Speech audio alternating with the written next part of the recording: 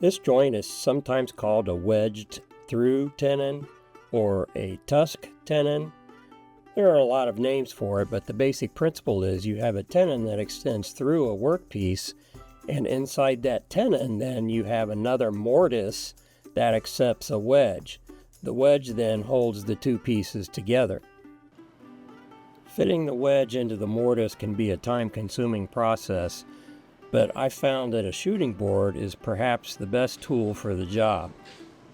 After cutting the wedge to its rough shape and thickness, I take it to the shooting board and I square up all of the edges and the ends.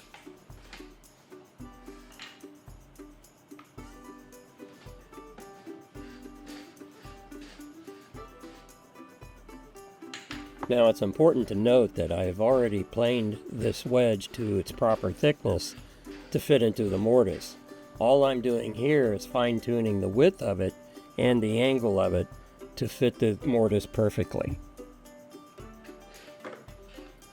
After every few strokes, you want to take the wedge and try to fit it into the mortise. The beauty of a shooting board is that you can take off very small amounts at a time and sneak up on a perfect fit.